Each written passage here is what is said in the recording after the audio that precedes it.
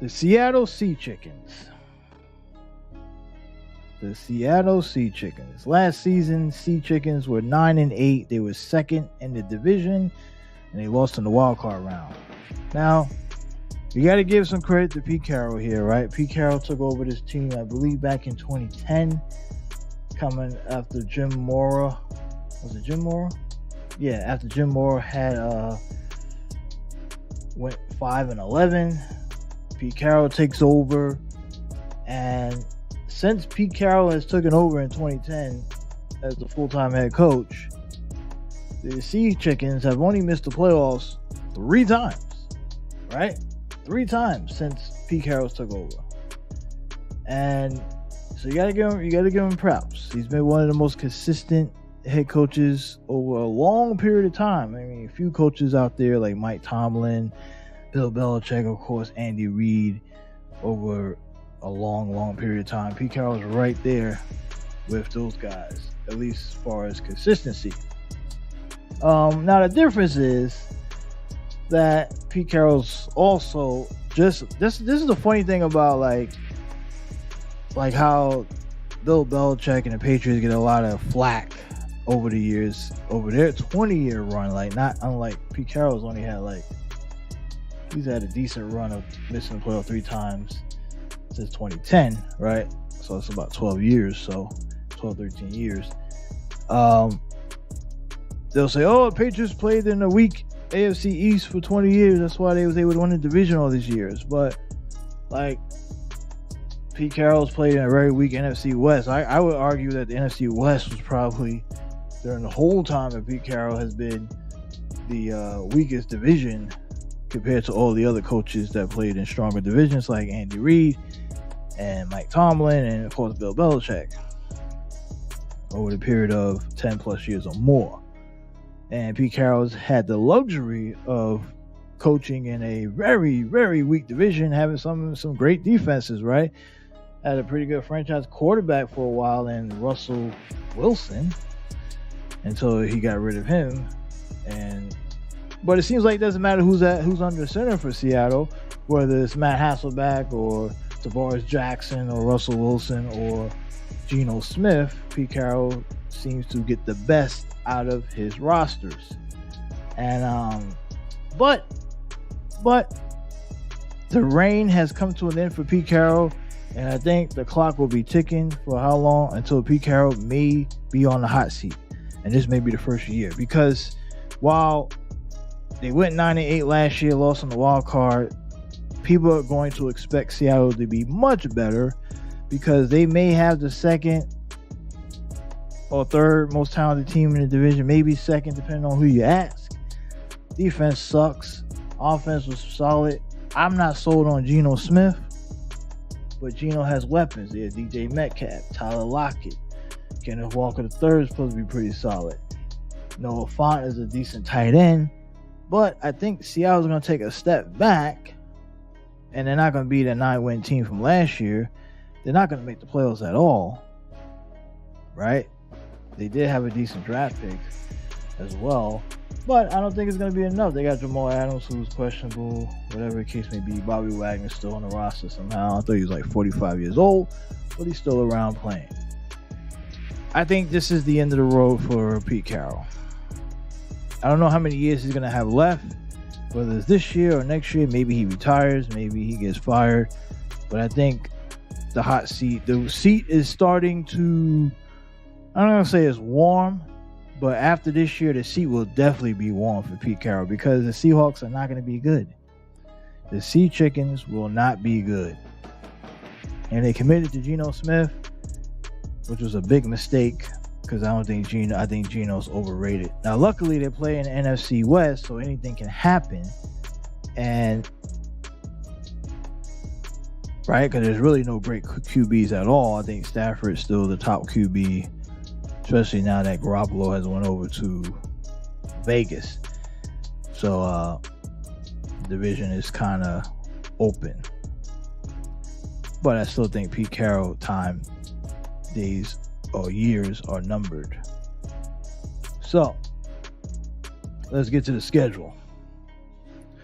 The Sea Chickens, week 1, they'll take on the LA Rams home opener. Now, this is where things will start to fall pretty quickly for Seattle.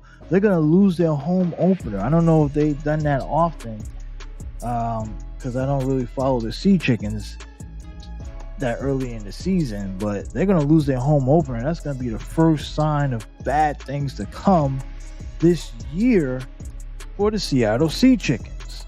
They're going to lose at home to the LA Rams in week 1. Week 2, they head out to Detroit to take on the Lions, and they're going to lose that game too. They're going to be 0-2, and people in Seattle, the News, Seattle Times, Starbucks, they're all going to be like, what's happening to Pete Carroll? Is he losing the team? Is he not a good coach anymore? Then they're going to win 2 in a row. Some pretty impressive wins, right? They're going to win at home to Carolina. Now, Carolina sucks. They're not going to be good, but it's still a big win. And they're going to go out to the Giants on Monday Night Football. Geno Smith going back to New York where he played for the Giants. I think he was a backup or a starter for a while, whatever. He's going to get revenge against the Giants for not believing in him. And he's going to torch the Giants. An embarrassing loss for the Giants. And Seattle's going to be 2-2. Right before the bye week, 2-game winning streak. Oh, everything's all good in Seattle land. Things are great. Everybody's happy. 2-2. Probably should have been 3-1. But we'll take 2-2, right? Seattle, we'll take 2-2. You got to take it because there ain't going to be many more coming. Just telling you right now. Week 6, head out to Cincinnati. They're going to lose to the Bengals. Week 7, back at home against the Arizona Cardinals. Division game, they're going to lose. Week 8, they're hosting the Cleveland Shits. Deshaun Watson and his massages are coming to Seattle. Closing massage shops, closing massage parlors in Seattle. 2-for-1 deals are going on during that week. And Cleveland will win that game because Deshaun Watson will have a nice, great massage the day before the game on a Saturday. He's going to be out there in Seattle. He may even go down to Aurora Ave, the famous strip where all the hookers hang out. He's going to get a nice, great massage, a happy ending, and you're going to beat the Seattle Seahawks on Sunday at 4 o'clock. Week 9 at Baltimore. Another game headed out to the East Coast where from Seattle to Baltimore, and that's kind of like I don't want to say that's a short week. No, that's a week later. Okay, that's not a short week, but still heading out to Baltimore, taking on Lamar Jackson and those Ravens. And Seattle defense not that good. They won't be able to stay with Lamar and Zay Flowers and Odell Beckham Jr. and they're gonna lose in Baltimore. Week 10. Back at home, coming right back across the country, back to Seattle. And they're going to be hosting the Washington Commanders. Right? They won't be fooled by Eric Bieniemy's offense. That won't be that good. And the Seattle Sea Chickens will win that one.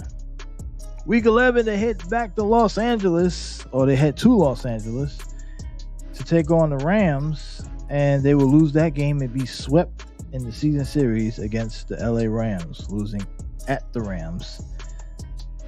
Week 12, hosting the San Francisco 49ers, and the 49ers are going to beat the Seattle Sea Chickens on Thursday Night Football, NBC prime time.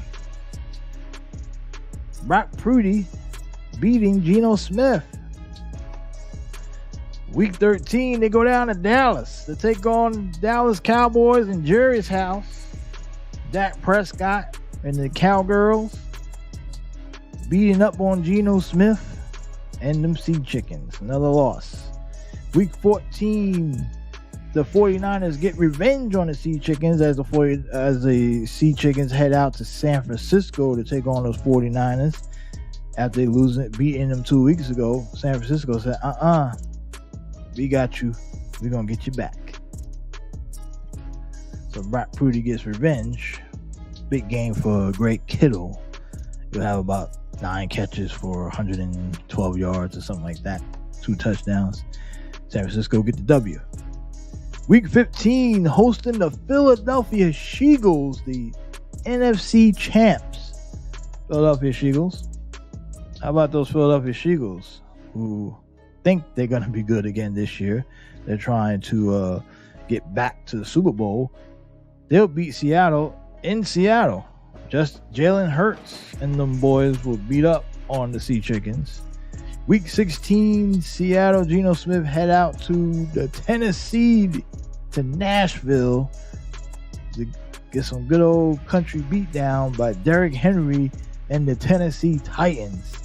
Derrick Henry will run for 200 yards in that game on that terrible Seattle Sea Chicken run defense, and Seattle loses that one.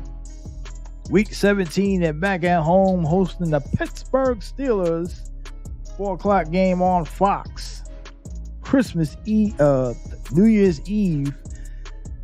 Pittsburgh come in town to give them a New Year beatdown as Kenny Pickett will pick off the Sea Chickens defense, and Pittsburgh with the win.